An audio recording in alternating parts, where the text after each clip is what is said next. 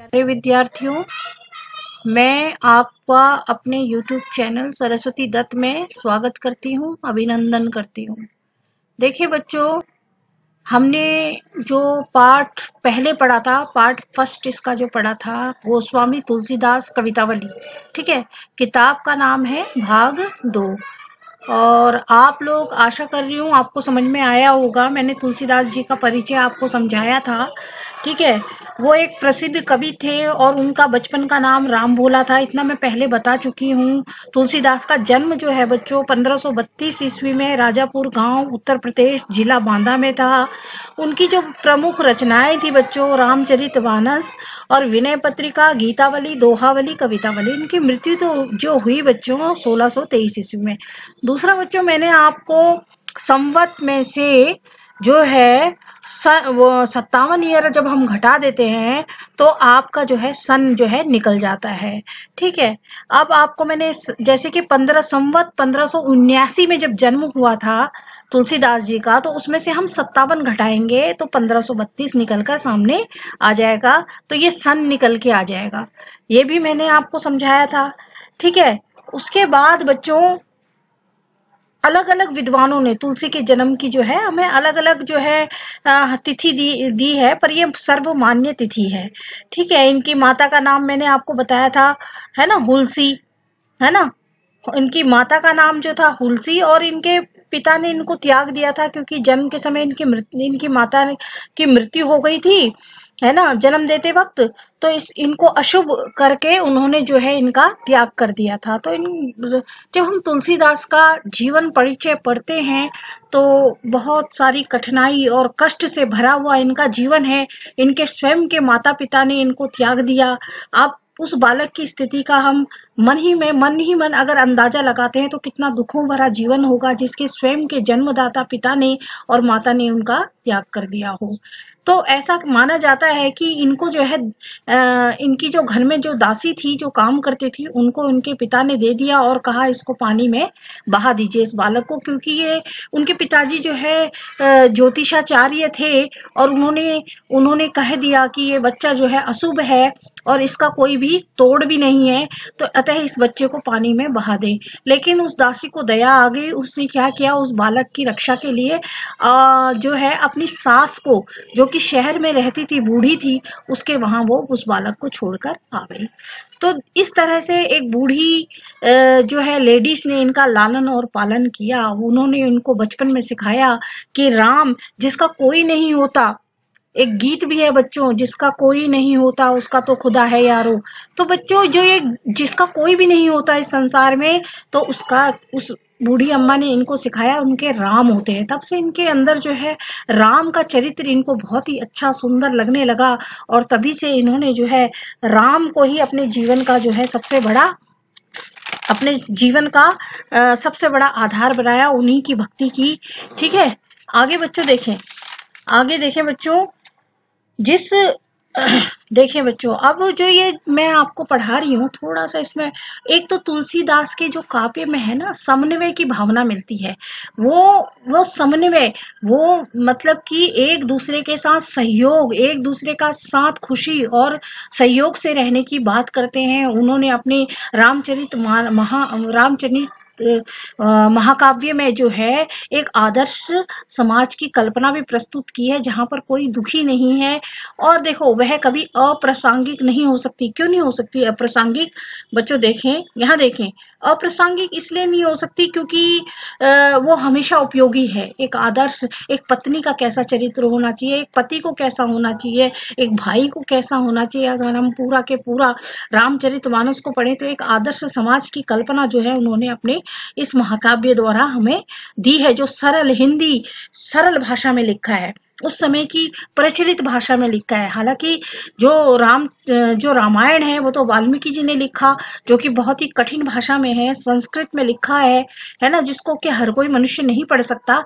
तो इसलिए इन्होंने जो है लोक भाषा को लिया, है ना। तो जो लोक भाषा को लिया इन्होंने अपने काव्य में, तो लोक लोक जो उस समय की प्रचलित भाषा थी, अवधी और ब्रज भाषा थी, है ना, तो उसकी भाषा को अपने जो है जीवन में अपनाया और अपने जो है काव्य में इन्होंने उसको अपनाया। तो ऐसा है इनके। आगे देखें बच्चों, इनकी जो पुस्तक है, देखिए पुस्तक में जो संग्रहित तुलसी के दोहे या हमको जो भी कवित्त या जो भी हमें देखने के लिए मिलते हैं, वो हमें मानवता की सीख देते हैं कि मनुष्य को अपना जीवन कैसे जीना। मानव जीवन की सार्थकता परमार्थ में है। मनुष्य अच्छी संगत से अच्छा और बुरी संगत से बुरा बन जाता है। हमें सबके साथ सहयोग यानी कि हिल मिल कर रहना चाहिए। वक्त के प्रतिकूल जब हमारे वक्त जो है खराब होता है तो हमें क्या अपनाना चाहिए, हमें मौन रहना चाहिए। मनुष्य जो है अपना मार्गदर्शक खुद बन सकता है, ठीक है, खुद बन सकता है। किसी के भड़काने में ना आकर अपनी बुद्धि अपनी विवेक द्वारा हर कार्य को संपन्न करना चाहिए, ऐसा वो हमको बताते हैं। हिंदू धर्म में रामचरितमानस का स्थान बहुत ही महत्वपूर्ण है और वो हमें इसके माध्यम से पग पग पर जो है ना, सीख देते हैं। काम क्रोध मद लोभ रत ग्रह असक्त दुख रूप ते किमी जाना ही रघुपति ही मूड परे भवकूप। देखिए बच्चों, इसमें उन्होंने बताया है कि काम क्रोध लोभ मोह और, है ना, लोभ और रत ग्रहस्थ दुख रूप ते किमी जानी रघुपति ही मूड पड़े भवकूप। कि हमें इस संसार में रहते हुए है हमारा जीवन कैसा होना चाहिए। देखो काम क्या होता है बच्चों? काम का अर्थ होता है जिससे पूरा के पूरी सृष्टि चल रही है। पूरा के पूरा काम का जो भाव है वो हमारे जो जीवन में हमारे को पूरी तरह से समय जो है चला रहा है ना, जिससे पूरी सृष्टि की उत्पत्ति हुई है, उसे ही काम कहते हैं बच्चों।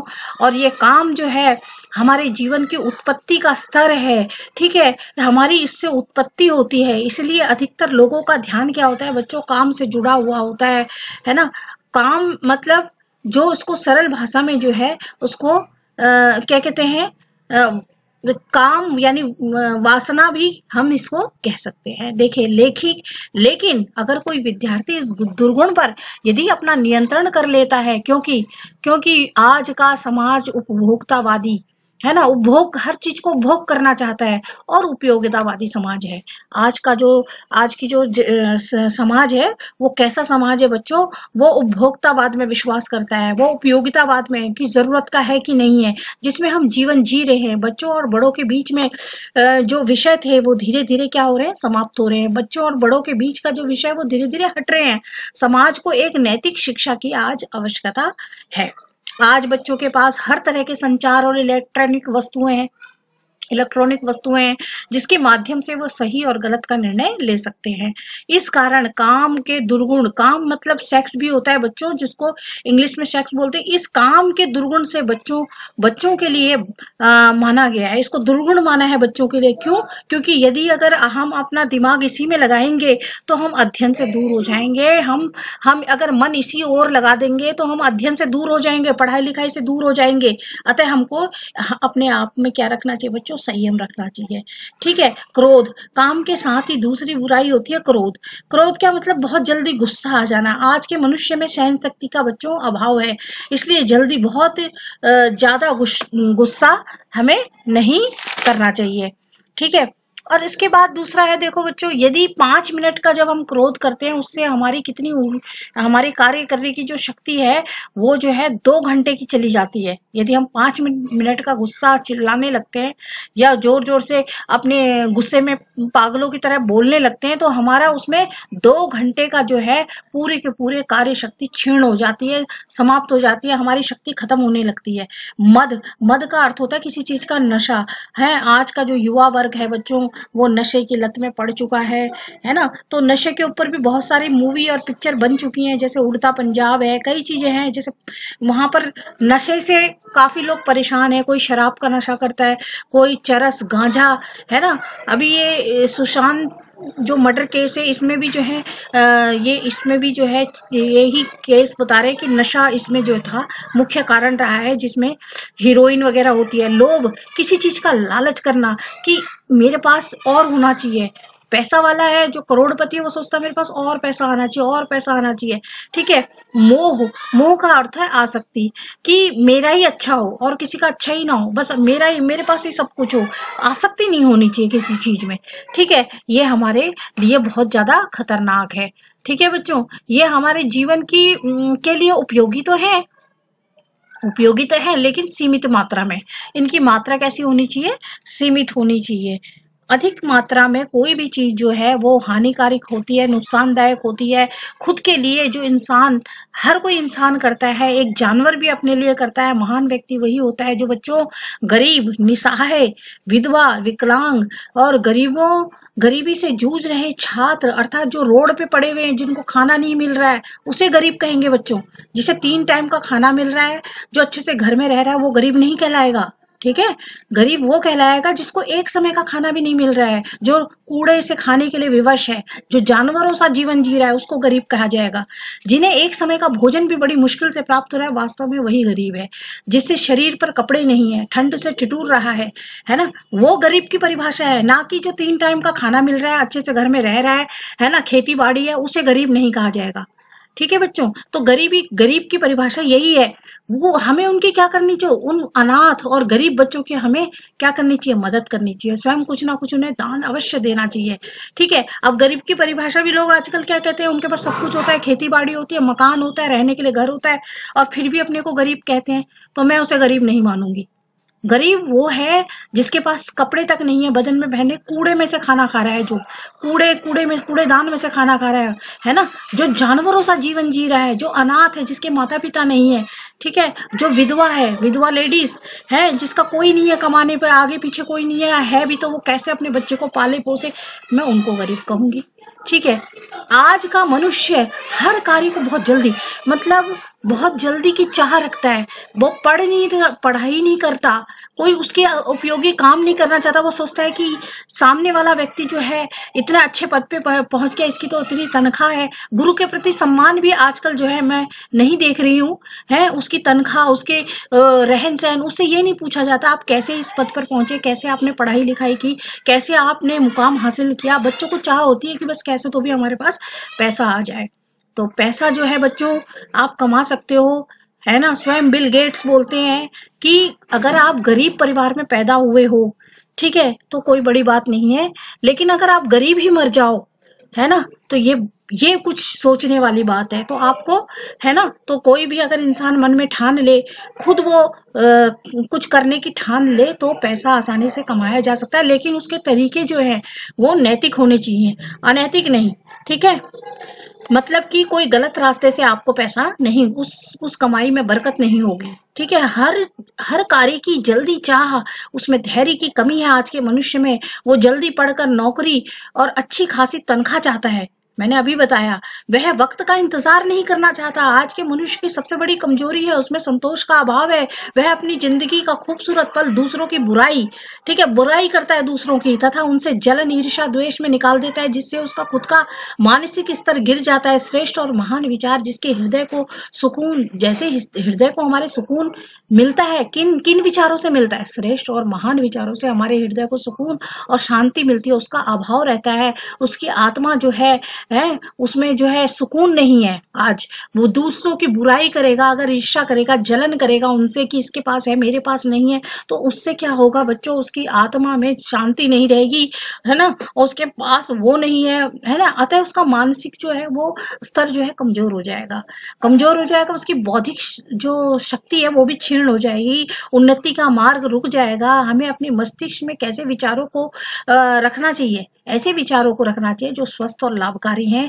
किस प्रकार के विचार हों? वो सकारात्मक विचार हों, आगे बढ़ने के विचार हों, गरीब लोगों की भलाई, है ना, उसमें हमारा भी जीवन जो है सफल है। धीरे धीरे रे मना, धीरे धीरे सब कुछ हो। तो हमें धैर्य से काम लेना है कि ठीक है, हम पढ़ रहे हैं, ठीक है, आने वाले समय में हमारा काम भी लगेगा। रामचरितमानस जो है बच्चों हिंदी साहित्य का सर्वोत्तम महाकाव्य है ना। ये देखिए, कवितावली उत्तरकांड से है, थोड़ा वीडियो लंबा भी हो गया है। देखें, किसबी किसान कुल बनीक भिखारी भाट, ये कवित है बच्चों, ठीक है, कवित है। तो यहाँ देखें, किसबी मतलब जो कोई मजदूर होता है, जो जो मतलब कोई काम धंधा करता है उसको बोलते हैं किसबी, है ना, जो काम धंधा कर रहा है, मजदूर है, किसान जो खेती करता है, कुल कुल परिवार, बनिक बनिक मतलब बनिया, भिखारी भिखारी मतलब भीख मांगने से पेट भरता है, भाट राजाओं की प्रशंसा करके जो है पैसे कमाता है, चाकर नौकरी करता है, चपल चंचल हो चंचलता से पैसे कमाता है, चंचल नट इधर उधर करतब दिखाता है उससे पैसे कमाता है, चोर चार, चार मतलब यहाँ पे दिन से है बच्चों, है ना।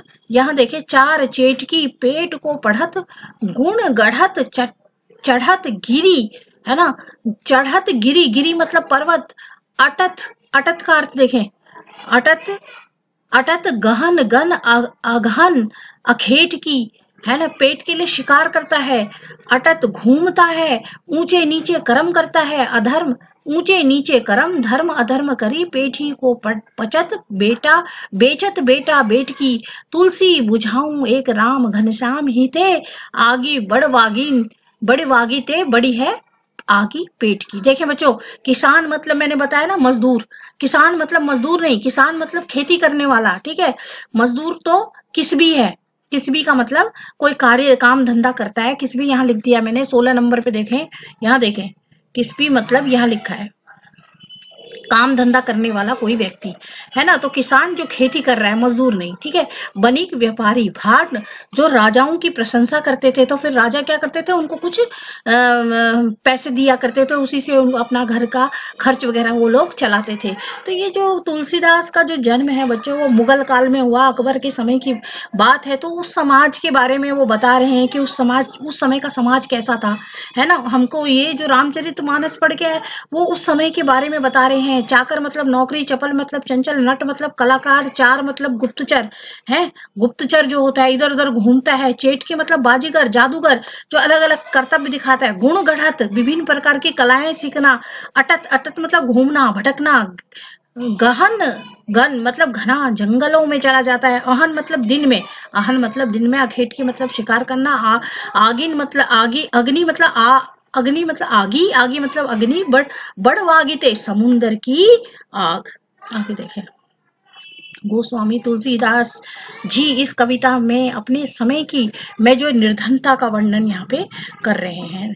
देखे बच्चों, मजदूर, किसान, परिवार के व्यापारी, भाट है, राजाओं की जो प्रशंसा करने वाले हैं, चाकर नौकर, चपल चंचल, नट कलाकार, चार, चार मतलब होता है गुप्तचर जो होता है ना, गुप्तचर, चेटकी बाजीगर कर्तव्य दिखाता है, जो गुण गढ़त विभिन्न प्रकार की कलाएं विद्याएं सीखता है ना। अटत, अटत मतलब घूमना, गन गहत घने जंगलों में, अहन मतलब दिन में, ऐट की मतलब शिकार करने वाले।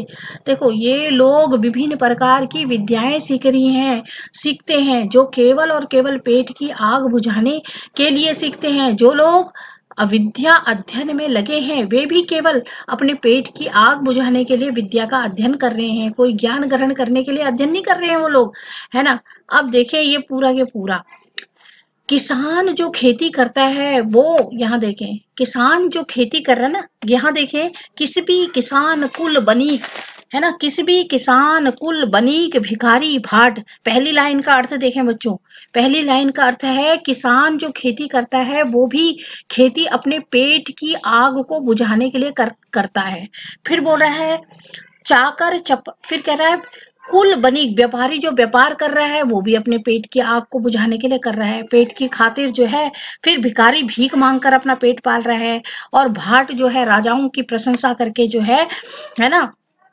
यहाँ देखें, इसका वो निकाल लेते हैं, फिर उसकी मैं हिंदी बता दूंगी, और फिर आप जो है इसमें से नोट कर लेना। देखें, किसबी लोग हर किसी ना किसी कोई ना कोई धंधा कर रहे हैं, ठीक है, कोई ना कोई काम कर रहे हैं, किसबी मतलब कोई ना कोई कार्य कर रहे हैं। जब आप शब्दार्थ याद कर लोगे तो आपको इसका अनुवाद करने में बहुत ही आसानी रहेगी, है। किसबी कोई लोग पेट की आग को बुझाने के लिए कोई धंधा कर रहे हैं, काम धंधा कर रहे हैं, ठीक है। किसबी किसान क्या कर रहा है बच्चों, खेती कर रहा है, पेट की आग बुझाने के लिए किसान खेती कर रहा है। कुल कुल कोई अपना परिवार, कुल अपने परिवार को जो है ना, कर्तव्य अपने कुल के लिए जो है, व्यापारियों का जो है, जो कुल चला आ रहा है परिवार में, है ना, व्यापार, कोई व्यापार कर रहा है पेट की आग बुझाने के लिए, है भिखारी भीख मांग के अपना पेट भर रहा है। और भाट, भाट मतलब होता है जो राजाओं की प्रशंसा करते हैं, जिसे चारण भी कहा जाता है, और बदले में जो है वो उनको राजा जो है प्रशंसा स्वरूप कुछ दे देता है भेंट, और उससे जो है वो अपना घर का खर्च चलाते हैं। अब देखो, चाकर कोई नौकरी कर रहा है पेट की आग बुझाने के लिए, चपल नठ कोई चंचल जो है नट होता है, चपल कर्तव्य दिखाने वाले, उछल कूद करके जो पैसा कमा रहे हैं ना, चपल नट। चोर चार, चोर चार, चार का मतलब यहाँ गुप्तचर, कोई गुप्तचर का काम कर रहा है, कोई चोरी कर रहा है। चेटकी, अब चेटकी का अर्थ देखो बेटो, बाजीगर, बाजीगर होता है ना, जो आपने पिक्चर देखी होगी बाजीगर वाला ना, शाहरुख खान वाली, तो उस तरह की बाजीगरी करता है वो, है। और कोई कोई नई नई चीज दिखाता है, पैसे बाजीगर कर्तव्य दिखाता है। आगे देखें बच्चों, पेट को पढ़त, और ज्ञान पाने के लिए पढ़ाई नहीं कर रहा। कभी तुलसीदास जी कह रहे हैं वो पेट की आग को बुझाने के लिए पढ़ाई कर रहा है, ठीक है। पेट की आग का मतलब भूख, समझ गए। गुण, गुण, गुण गढ़त, कोई कोई नई नई नई तरह के गुण भी सीख रहा है, ठीक है। गुण गढ़त मतलब विभिन्न प्रकार की कलाएं सीख रहा है। आहन अखेट की, आहन का अर्थ है बच्चों दिन में, दिन में वो शिकार करने के लिए जा रहा है जानवरों का, ठीक है, जिससे कि वो पैसे कमा सके। ऊंचे नीचे कर्म, और गलत सलत कर्म भी कर रहा है इस पैसे को कमाने के लिए। फिर आगे देखे, धर्म अधर्म करी, और धर्म भी, वो धर्म और अधर्म की परवाह नहीं कर रहा, वो धर्म और अधर्म के बारे में नहीं सोच रहा, सिर्फ उसका जो एक ही मेन मकसद है पेट की आग को बुझाना। और इस, वो धर्म अधर्म की बात भी नहीं सोच रहा, क्या क्या गलत है और क्या सही है, इसमें कोई भेद नहीं कर रहा है। पेट ही को पचत, बस पेट की आग ही उसकी सबसे बढ़िया। बेचत बेटा बेटी, अपने बच्चों तक, अपनी संतान को बेच दे रहा है पेट की आग को बुझाने के लिए, अपने बच्चों का क्या कर दे रहा है, सौदा कर दे रहा है, कि किसी तरह इनको बेचकर मुझे कुछ पैसा मिल जाए और मैं कुछ खाने के लिए ले आऊं। तो इतनी इतनी स्थिति उस समाज के, उस समय की जो स्थिति का वर्णन तुलसीदास जी कर रहे हैं। तुलसी बुझाऊं, देखें, तुलसी बुझाऊं एक राम घनित्याम ही ते। अब ये जो तुलसीदास जी ये कह रहे हैं, इस आग को केवल भगवान श्री रामचंद्र जी, जो बादल रूप, बादल की तरह घनश्याम है, अर्थात सांवले हैं वो घनश्याम, घनश्याम के द्वारा ही इस आग को बुझा सकते हैं। भगवान राम अपनी अपनी कृपा से, कृपा रूपी वर्षा से ही इस आग को, तुलसी बुझाऊं एक राम घनत्याम ही थे, इस आग को तो भगवान श्री रामचंद्र जी, बादल, जो बादलों की तरह सांवले हैं, वही जो है इस आग को बुझा सकते हैं। किससे? अपनी कृपा दृष्टि से, कृपा की वर्षा से बुझा सकते हैं। आगी बढ़वागिते, आगी बढ़वागिते। अब देखो, आग जो है बढ़वागिते मतलब समुद्र की आग, और आग तो पता ही है आपको, आग, आग यहाँ पे पेट की आग है, और यहाँ पे जो है, यहाँ पे व्यतिरेक अलंकार है, अग्नि बढ़वागिते, बड़ी है आग इन पेट की। इन, तो तुलसीदास जी कह रहे हैं सबसे बड़ी आग ये जो पेट की आग है, ये समुद्र में जब, पानी में जब आग लग जाती है बच्चों, तो जब पानी तो खुद ही आग को बुझाता है, अगर सोचो कि पानी में ही आग लग गई है तो इससे बड़ी बात क्या होगी, अब इससे भयंकर बात क्या होगी। ये तो सिर्फ भगवान राम घनश्याम के द्वारा ही, अपनी कृपा रूपी वर्षा से ही ये शांत हो पाएगी, ठीक है। तो उस समय का वर्णन तुलसीदास जी ने इसमें किया है। उस समाज के, उस समय का समाज कैसा था, उस समय भी बेरोजगारी थी, नौकरी नहीं थी, पैसा नहीं था, ठीक है। लोग तरह तरह के, जैसे आज का समाज है ना, उसी तरह का मिलता जुलता समाज है। लोग पैसे पैसे के लिए जो है मोहताज थे, है ना, पैसे नहीं थे लोगों के पास, और अपने बेटा बेटी को भी बेच देते थे, धर्म अधर्म भी नहीं करते थे, तरह तरह के गुण कर्तव्य दिखाते थे। अब आशा कर रही हूँ आपको समझ में आ रहा होगा। अब देखिए बच्चों, विशेष देखें, यह जो छंद है बच्चों, कवित छंद है, इसकी भाषा ब्रज भाषा है, इसमें अनुप्रास अलंकार का बहुत बार प्रयोग है। किसी भी किसान कुल, है ना, कुल के बार बार क्या है कि आवृत्ति हो रही है, तो इसमें क्या है बच्चों, इसमें जो है वो क्या कहते हैं, अनुप्रास अलंकार है।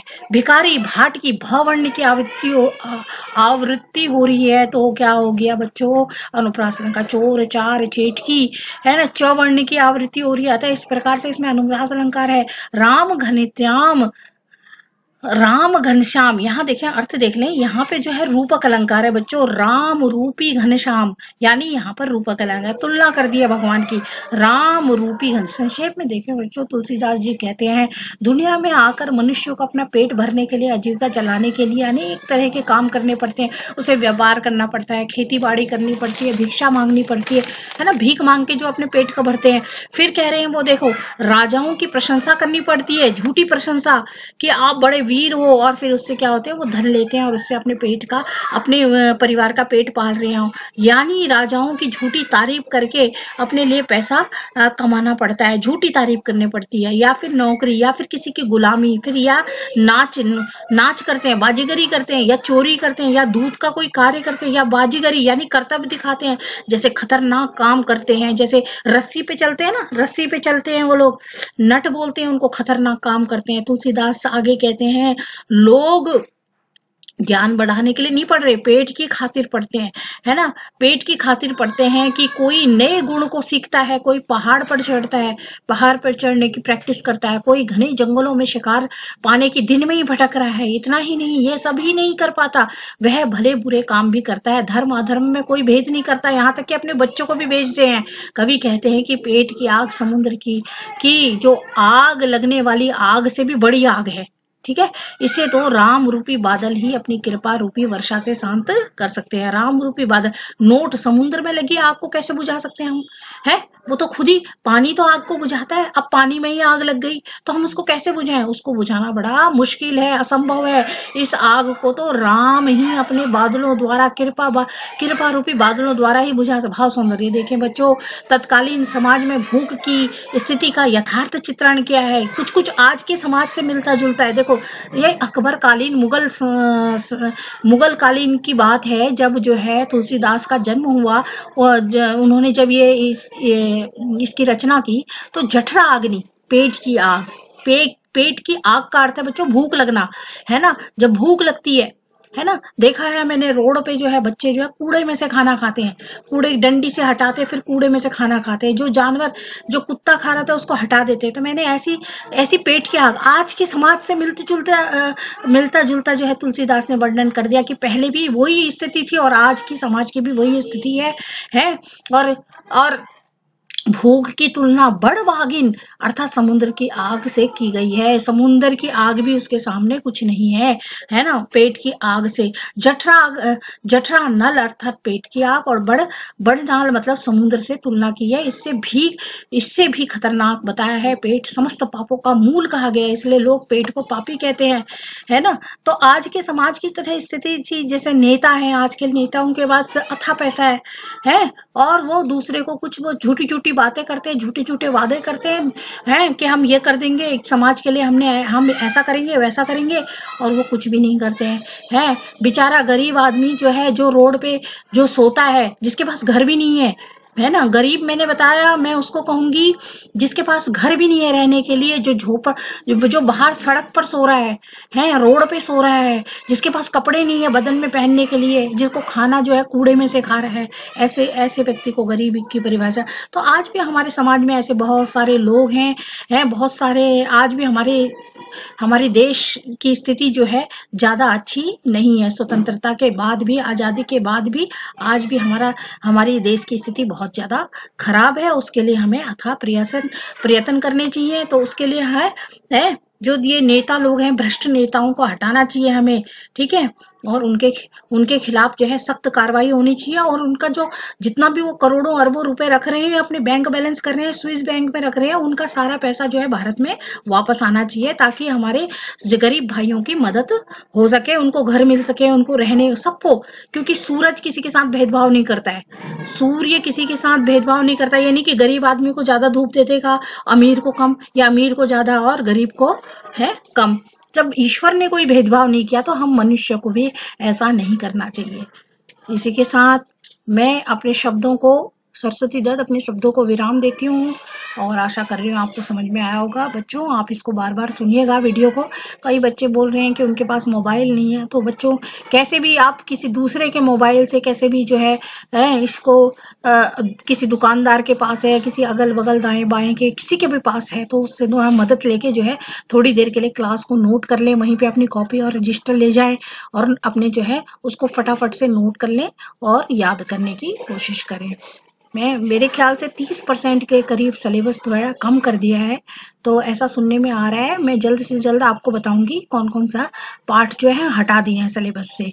ठीक है, इसी के साथ मैं सरस्वती दत्त अपने शब्दों को विराम देती हूँ। जय हिंद, जय भारत।